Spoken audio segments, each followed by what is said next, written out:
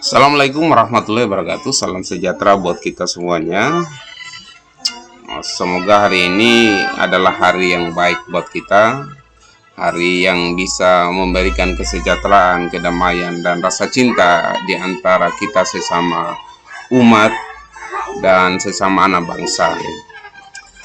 Hari ini saya akan menanggapi atau mereview berita terkait dengan masalah ucapan dari Menteri Agama Republik Indonesia yang menuai kontroversi dan viral beberapa hari ini.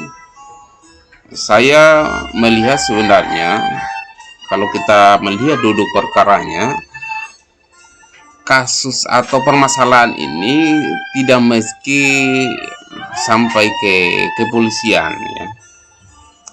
Cukup kita tabayun, cukup kita bertemu, ya, cukup kita memberikan koreksian, masukan kepada Menteri Agama. Tetapi kalau ini sudah sampai ke ranah kepolisian, dilaporkan ke kepolisian, saya kira akan berbuntut panjang. Ini akan menimbulkan episode-episode baru lagi. Tetapi kalau ini dilaporkan dalam artian bertemu secara langsung ataupun memberikan koreksian, ya, lewat media sosial atau memberikan koreksian secara langsung kepada beliaunya, tanpa menimbulkan sebuah kegaduhan, ya. Tetapi ya lagi-lagi ini adalah respon publik yang dimana masyarakat di Indonesia sangat sensitif dengan masalah agama dan masalah lainnya, masalah suku, masalah golongan tertentu. Dan ini kalau kita tidak olah dengan baik, kalau kita tidak menggunakan hati kita dengan baik, maka akan menimbulkan kegaduhan. Kemarin saya membaca ada berita di online, ya, berita media online. Hari ini pun juga saya menonton berita di Kompas, di TV Kompas, ya. Saat kemarin saya membaca akan ada demo dari PA 212, ya. Mereka akan melakukan demonstrasi besar-besaran ke kantor Kementerian Agama. Hari ini pun juga GP Ansor, ya, melaporkan Roy Suryo, di mana Roy Suryo adalah orang yang pertama secara resmi melaporkan Menteri Agama, meskipun itu tidak ditanggapi dengan alasan bahwa bukan di wilayah kerja, karena kasusnya kayaknya kalau tidak salah itu di Sumatera, ya. Tapi terlepas dari itu, terlepas dari lapor-melapor ini, saya kira kita sebagai anak bangsa patut kita harus mengoreksi diri lah, ya. Masa sih hanya masalah sepele seperti ini menjadi besar? Ya, masalah sepele sebenarnya bisa menjadi besar sebenarnya, ya, kalau kita mau besar-besarkan, kalau kita mau kompori, gitu. Ya, tapi kalau mau ingin meredam, ya cukuplah. Saya kira kalau saya lihat dari surat edaran menteri yang ada, ini sebelum saya putar videonya, surat menteri yang dimana pada video sebelumnya saya sudah membacakan, ada beberapa koreksian yang menurut saya perlu menjadi perhatian. Yang namanya juga tulisan atau pemikiran manusia pasti saya yakin tidak ada yang sempurna. Oleh karena itu diperlukan sebuah perbaikan ke depannya. Ya, salah satunya adalah ini membatasi, ya, pengeras suara luar sampai 10 menit, padahal pada aturan surat edaran sebelumnya sampai 15 menit. Begitu juga dengan penggunaan pengeras suara. Ini bukan hanya di musala atau di masjid, ya, tetapi juga di tempat-tempat lain yang bisa menimbulkan kebisingan, gitu. Saya kira itu yang perlu dilakukan agar kita bisa menjadi masyarakat Indonesia yang tertib, ya. Karena bagaimanapun juga kita harus bisa menjadikan diri kita menjadi orang yang baik, gitu. Ya, kembali lagi pada permasalahan hari ini, di mana GP Ansor secara resmi melaporkan Roy Suryo ke Polda Metro Jaya karena dinilai sebar kebencian. Coba kita lihat cuplikan video ini. Jaya dengan tuduhan melakukan pencemaran nama baik dan menyebarkan rasa kebencian kepada Menteri Agama Yakut Khalil Qomas. Lembaga Bantuan Hukum Pimpinan Pusat GP Ansor menilai lewat media sosial Roy Suryo telah memotong rekaman wawancara Menteri Agama tentang pengeras suara yang diduga untuk menyebarkan rasa kebencian antar individu dan golongan. Laporan ini dilakukan setelah sehari sebelumnya Roy Suryo melaporkan Menteri Agama ke polisi dengan tuduhan melakukan penistaan agama. Laporan ya, jadi kalau kita mendengarkan dari berita di Kompas, ya, Kompas TV ini, memang Roy Suryo sudah melayangkan laporan ke pihak kepolisian terkait dengan penistaan, ya, penistaan agama itu. Sedangkan video yang disebarkan oleh Roy Suryo menurut GP Ansor itu video yang diedit, video yang di mana sebenarnya harus ada video utuh gitu, tetapi itu diedit menjadi hanya beberapa detik saja, ya. Dan itu menimbulkan reaksi publik yang dimana orang kebanyakan marah dengan hal itu, ya, sehingga GP Ansor menilai bahwa Roy Suryo telah menyebarkan kebencian, ya, di media sosial. Kurang lebih seperti itu. ini kemudian ditolak Polda Metro Jaya karena tempat kejadian perkaranya di luar wilayah hukum Polda Metro Jaya. Jadi sudah jelas tadi bahwa laporan Roy Suryo itu ditolak oleh pihak kepolisian Metro Jaya karena di luar dari wilayah kerja, ya. Karena itu kejadiannya di Sumatera.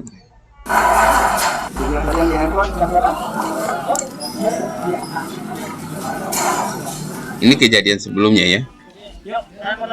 Menanggapi adanya laporan dari GP Ansor, saudara, Roy Suryo mempersilahkan jika ada yang melaporkannya. Roy menyebut tindakan itu sebagai hal yang lucu. Menurut Roy Suryo, langkah yang dilakukan sebelumnya hanya ingin membantu masyarakat. Roy membantah ingin memutarbalikkan fakta yang termuat dalam rekaman wawancara Menteri Agama tentang aturan pengeras suara. Ya. Oke, jadi ini ada wawancara khusus di GP Ansornya, ya, teman-teman. Ini. Oke. SPKT untuk melaporkan terkait. Selamat sore Pak Didi Mamat. Sore Mas John. Ini kan sebentar lagi akan masuk ke SPKT untuk melaporkan terkait dengan adanya ucapan dari Roy Suryo. Nah, mungkin boleh dijelaskan apa sih tujuan dan makna terkait dengan pelaporan ini? Ya, baik. Jadi begini, cuitan, editan video yang dibikin oleh terlapor, ya, saudara Roy Suryo itu memframing, mengkaburkan konteks apa yang dibicarakan oleh Menteri Agama Haji Yakut Khalil Qomas, gitu. Nah, framing ini dengan tuduhan bahwa Haji Yakut Khalil Qomas itu menistakan agama. Padahal sampai saat ini Menteri Agama itu masih Ketua Umum Gerakan Pemuda Ansor, pimpinan tertinggi Ansor dan Banser seluruh Indonesia yang anggotanya cukup banyak, gitu ya. Sehingga tuduhan yang dilakukan ini sangat membuat Gerakan Pemuda Ansor dan Banser itu cukup marah, karena tidak mungkin Ketua Pemuda Islam Indonesia yang besar melakukan penistaan terhadap agamanya sendiri. Nah, editan-editan dia itu mengaburkan konteks yang sebenarnya yang dilakukan oleh Menteri Agama adalah tentang speaker, suara, bukan persoalan menistakan agama, begitu. Ya, Jadi memang betul kalau saya melihat ya, tidak mungkin seorang Menteri Agama ya, yang notabene-nya beliau adalah beragama Islam menistakan agama sendiri. Hanya ini kepleset. Jadi ini kepleset bicara, salah dalam mengambil contoh, dan saya yakin sebenarnya masalah ini seharusnya cukup bertemu ya, cukup silaturahmi, cukup tabayun. Kalau sampai ke kepolisian, ke meja pengadilan, kemudian sampai pada penjara atau katakanlah dituntut untuk keluar dari kementerian itu, ya saya kira ini yang harus menjadi pelajaran buat kita semuanya sebagai anak bangsa, karena bagaimanapun juga permasalahan ini tidak akan selesai, saudara-saudaraku. Ya, baik itu dari GP Ansor maupun dari saudara-saudara saya di kelompok lain yang melaporkan Menteri Agama. Ya, saya kira kalau hal-hal yang seperti ini kita jadikan undang-undang ITE, kita jadikan undang-undang KUHP yang dimana dijadikan senjata untuk saling lapor-melapor, saya kira tidak akan selesai ya.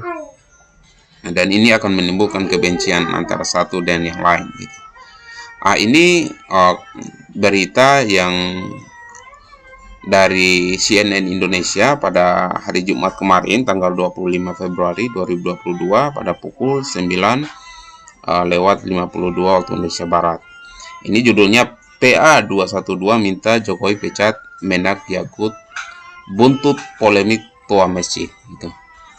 Jadi pada dasarnya mereka menuntut agar dipecat ya sebagai Menteri Agama. Ketua Umum PA 212 Slamet Marif mengatakan pihaknya berharap Presiden Joko Widodo atau Jokowi segera memberhentikan Yakut Khalil Qaumas dari jabatan Menteri Agama. Desakan ini terkait dengan pernyataan Yakut yang dianggap membandingkan suara azan dan gonggongan anjing. Jadi dua hal yang menurut saya begini ya, ini memang apa ya, permasalahan ini memang bukan permasalahan yang besar ya sebenarnya. Permasalahan keselo dalam berbicara dan Menteri Agama tidak bisa mengambil contoh yang tepat ya, menurut saya. Seharusnya mengambil contoh yang lain yang tidak menimbulkan kegaduhan. Ya, dan Menteri Agama memang sudah berapa kali menimbulkan kegaduhan, entah itu disetting oleh orang tertentu agar dijatuhkan atau bagaimana. Tetapi saya tidak pada permasalahan di situ sebenarnya. Akar masalahnya kita ini saling membenci antara satu dengan yang lain. Kita saling melaporkan. Dan ini tidak akan bisa terhenti kalau kita semuanya tidak membuka diri untuk saling bersilaturahmi, saling memaafkan satu sama lain gitu. Namanya manusia, semakin banyak kita berbicara, apalagi public figure ya, itu semakin banyak kesalahan. Meskipun ini harus menjadi evaluasi dari Presiden Republik Indonesia Pak Jokowi agar mengevaluasi menterinya yang ya menurut saya jangan terlalu membuat gaduh lah gitu ya. Harus membuat prestasi yang membanggakan bagi Indonesia, apalagi di tengah umat Islam yang di Indonesia ya, bukan hanya umat Islam, umat beragama kita di Indonesia yang sedikit-sedikit merasa tersinggung, sedikit-sedikit merasa dihina, padahal sebenarnya hal seperti itu ya kita hanya butuh kelapangan hati kita sendiri. Karena kalau kita semuanya dilaporkan ke kepolisian, saya kira ini tidak akan bisa menyelesaikan masalah bangsa ini dengan rukun. Kita hanya menimbulkan atau menancapkan bom kebencian yang sewaktu-waktu bisa meledak. Saya kira baik itu dari GP Ansor maupun dari PA 212, mereka adalah anak-anak bangsa yang seharusnya mempunyai jiwa kebangsaan yang tinggi, bagaimana kita saling merangkul gitu ya. Karena kalau ini ya, jalan terus ya, saya yakin tidak akan selesai-selesai gitu. Mereka hanya mencari kesalahan A, kesalahan B, kemudian dilaporkan ke kepolisian, dan tugas kepolisian itu hanya memadamkan api saja. Bagaimana? Saya kira ini akan menjadi masalah yang tidak akan ada ujung pangkalnya gitu. Ya, pada hari sebelumnya, tanggal 25 kemarin, Jumat juga sudah ada klarifikasi bahwa Menteri Agama secara singkatnya ini mengoreksi beberapa berita yang ada yang memframing bahwa Menteri Agama itu sedang membandingkan toa di Masjid Al-Mushalla dengan gonggongan anjing, dan itu adalah sesuatu yang sebenarnya dia tidak membandingkan itu. Ya, kembali lagi bahwa dari video yang ada sebenarnya itu saya yakin beliau tidak mempunyai niatan jahat gitu. Hanya mengatur bagaimana suara atau speaker di masjid maupun di musala itu bisa lebih terdengar enak, lebih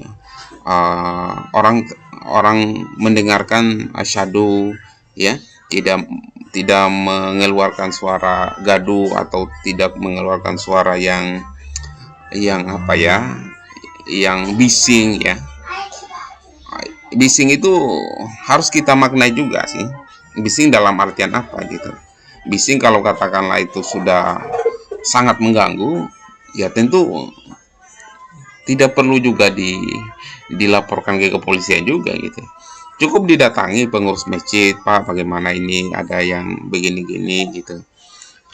Cukup dibicarakan. Saya kira budaya kita dalam bermusyawarah, budaya kita dalam bersilaturahmi, budaya kita dalam saling menjaga persaudaraan antar umat, antar anak bangsa itu penting sekali ya.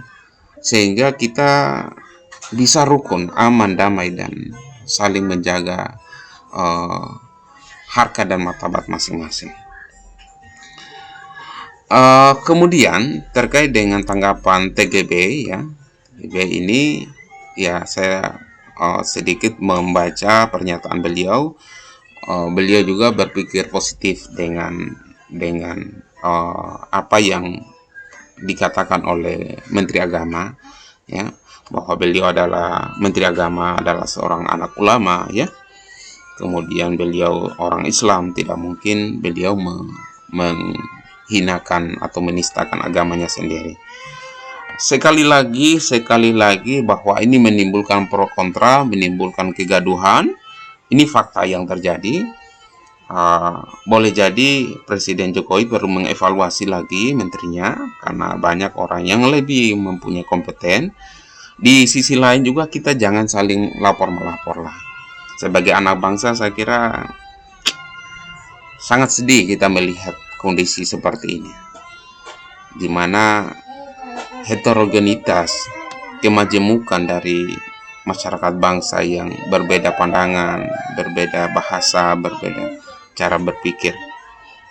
Selagi itu mereka masih membuka diri untuk meminta maaf, kenapa tidak dimaafkan gitu? Bukankah dalam Islam itu apabila engkau dipukul maka bisa dibalas dengan pukulan, engkau ditendang kaki sebelah kanan, bisa juga ditendang kaki sebelah kanan, dicaci maki orang tuamu, bisa juga balas dengan caci makian kepada orang tuanya. Tetapi alangkah baiknya adalah memaafkan, karena saling memaafkan itu adalah mendekati pada ketakwaan dan keimanan yang lebih baik lagi. Jadi saling memaafkan itu adalah budaya dalam Islam. Tapi kalau saling melapor agar ini di penjara, ini dikapok, ini macam-macam lah ya, saya kira budaya kita dalam berislam itu perlu dijaga dengan baik. Saya sangat salut ya dengan orang-orang yang bisa menjaga lisannya, apalagi public figure, menjaga lisannya, menjaga tutur katanya, menjaga perbuatannya. Karena menjadi public figure itu bukan hanya kita berpikir tentang jabatan, uang, dan fasilitas lainnya yang luar biasa, sangat lebih dari kelayakan itu sendiri, sangat megah gitu. Tetapi tanggung jawab dunia dan akhirat itu harus kita jaga. Saya kira itu saja. Semoga negara kita aman, tentram, damai, dan kita bisa saling menjaga toleransi antar umat beragama, antar sesama pemeluk agama Islam, dan kita semuanya saudara. Mari kita merangkul dan kita selesaikan permasalahan ini, saling bertemu, saling bersilaturahmi, saling berjabat tangan. Ya, kalau masih ada pandemi, ya saling memaafkan. Ya, itu yang paling penting. Itu saja. Billahi taufiq wal hidayah. Assalamualaikum warahmatullahi wabarakatuh.